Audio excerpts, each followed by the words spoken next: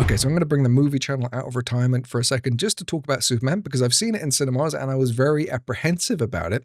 I've never been a huge DC fan, but I enjoyed movies like The Dark Knight and things like that. I really enjoyed Henry Cavill's take on Superman. I think that he did an incredible job with the character. So I was very skeptical when James Gunn took over, completely scrapped everything that we know and love about Superman and the DC universe prior to his version of it, and it actually turned out to be okay. I still think, and I'll go into detail about the review and my thoughts and impressions in a second, but I still think it needs a lot of work. But I see James Gunn's vision, and I think that this movie wasn't just meant to be a standalone adventure for Superman. I didn't get that vibe. I feel like it was the beginning of his DC universe, and he needed to set the stage for everything going forward. And I completely understand that.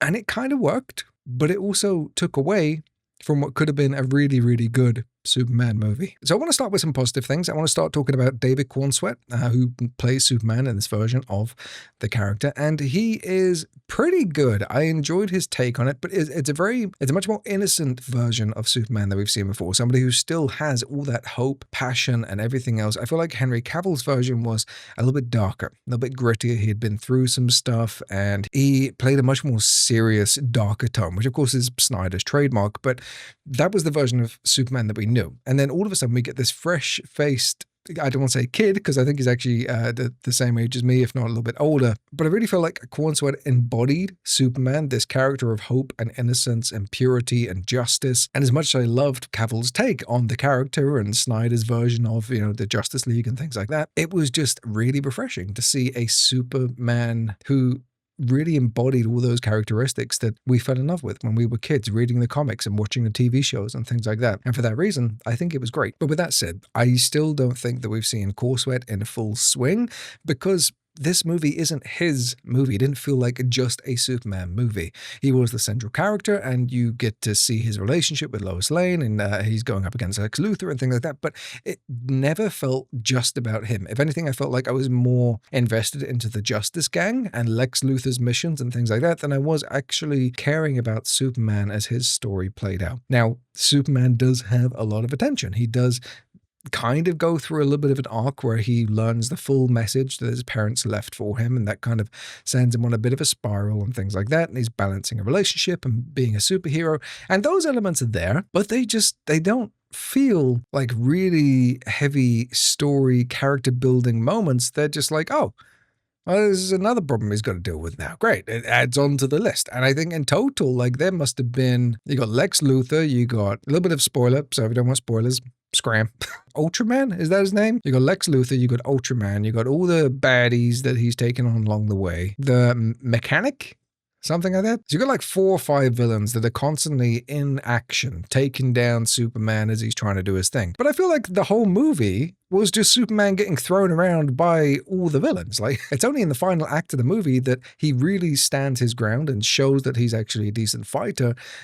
And he takes on Ultraman, and he wins. But Krypto is helping him out along the way. The Justice Gang are the ones actually helping out around the world and things that he can't deal with because he's stuck in this action. And for the majority of the movie, I was just sat there thinking like, all right, when's Superman going to really kick some butt? And it never really happened. And I don't know if that was a deliberate choice to show that he is trying to restrain himself, but I was just waiting for something to happen. I was waiting for Cornsweet to show that he's the next badass Superman, and I never really felt that in this movie. Like I said, I was more invested in the Justice Gang. Mr. Terrific was one of the key characters in the movie for me. If anything, he kicked more ass than Superman did in his own movie. And while that isn't necessarily a bad thing, it was great seeing these new characters that I've never seen before in DC come alive and really show how powerful they are. Nathan Fillion's version of Guy Gardner was awesome. It was great to see a good Green Lantern at last, after many, many years of just having these kind of subpar, like not in any way good versions of the character. It was great to see that. I feel like because they were such powerful characters, they retracted from Superman in his own movie, which Nicholas Hoult as Lex Luthor I thought was pretty good. I felt like it was kind of on the nose, a little bit overacting and stuff like that, but he does deliver an awesome performance, and his final sort of moments on screen where he's having this one-on-one monologue with Superman, it was great. It was very emotive. It was ruined by a joke towards the end of that conversation, but when he was in full swing and just genuinely expressing how he felt, he was out of options. He had been beaten by Superman.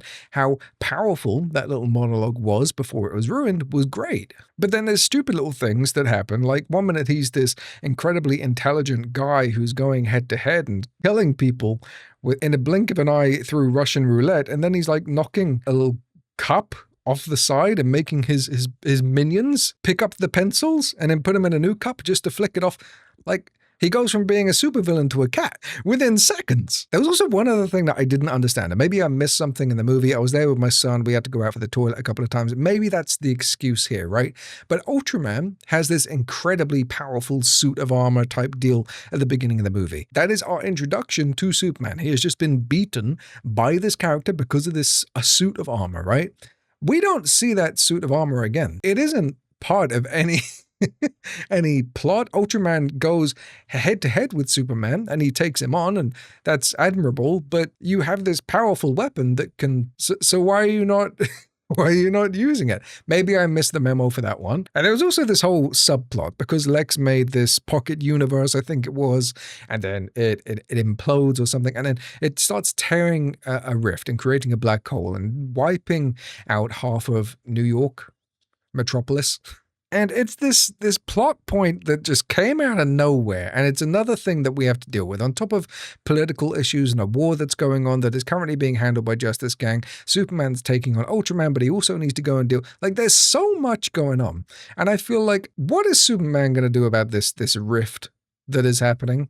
He can get the code from Lex, and that's the whole reason he's trying to take out Ultraman, to get to Lex to stop the rift, but I don't think there was any need for that whole plot. I feel like if Superman was just trying to get to this war zone, this political discourse that's happening, and Ultraman was stopping him doing it, that would have been enough. We don't need this crazy rift taking down the whole of the city that we know and love. And then that kind of begs questions going forward into the next couple of TV shows and movies and everything else that James Gunn's going to do. Are we going to address the fact that this whole, I think 2 islands have been torn in half by this rift? That's going to be very tricky to keep track of, and the repairs and everything else that's going on, if they're really going to focus on world building going forward. So I feel like it kind of worked. I feel like it was a DC movie and would have been better as something that wasn't dedicated just to Superman, because I feel like he missed out being the key character. But with that said, all the visuals in this movie are incredible. And this is the one thing that I really wanted to get excited about in this review, is the fact that this is the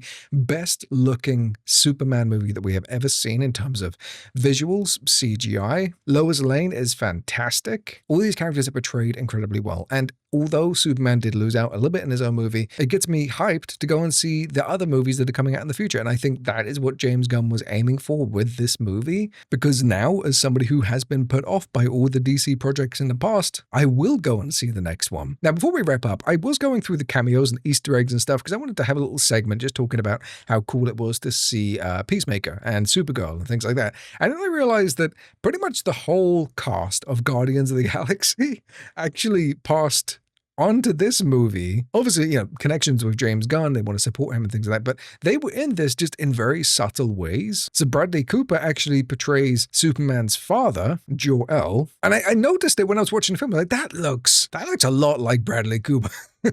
But no way they would just stick him in a role that is like a little recording on the screen or something. No, it's him. So Bradley Cooper's in it, so that covers Rocket from Guardians of the Galaxy. Michael Rooker is Superman Robot 1. Pom Klementif is Superman Robot number 5. So if they can get Chris Pratt in here alongside Vin Diesel, it could be a kind of a cool sequel. Just see the whole Guardians of the Galaxy team move over to DC. I'm sure they'll still be involved with Marvel to an extent. Maybe that's why Chris Pratt and Vin Diesel didn't show up. But at the same time, seeing James Gunn and his little family also move over and continue their projects, it was a really cool little Easter egg that I never expected to happen. Oh, and it's also worth addressing that Frank Grillo came back as Rick Flag in this. And after watching him in Creature Commandos, first question was, why doesn't he have white, silvery, manly locks of hair. Apparently that was because he was shooting Tulsa King at the same time, and he hinted towards coming to a project in the future, and he'll have the gray hair, which is fine. But I really like this idea where the movies and the cartoons and the animations can continue through to different formats and mediums. I think that's a really cool thing. And that's one of the big things that Marvel have really been missing out on, because there's no video games. We had the Avengers, and that kind of bombed, and then they're working on some other games, and that kind of bombed, but there's no like reoccurring characters in any of these different mediums. They're all just the characters that we know in a TV show and the movies, and that's it. There are some comics that I think are like part of that canon, but at the same time, it's not quite the same as what James Gunn is trying to do with this, and I like it. It's ambitious, but if anyone can pull it off, I feel like it's Gunn. But there we go. I wanted to share my thoughts on Superman. I'm excited for the future of DC, which I wasn't before, and I feel like that's the main objective that Gunn wanted to get across, and I'm in. I'm interested. There's still a way to go. There's some character building and some lore that people like me who aren't too familiar with DC, we need some filling in here and there, because I feel like Gunn is doing a really good job at catering to the hardcore DC fans that have wanted stuff like this for such a long period of time, but at the same time, don't leave the guys like me behind who are not too familiar with DC, because you have to understand, we've spent 20 odd years not being filled in properly, and although what Gunn is doing is better, it doesn't make it any more understandable for the average viewer like myself. But yeah, let's wrap this one up here. I love your faces. Subscribe for more videos just like this. We'll talk about some more DC stuff as it comes out in the future, and also some Marvel and Star Wars projects, because I think we've got a couple lined up for later this year and next. I love your faces. You're amazing, you're beautiful, and I'll catch you in the next one.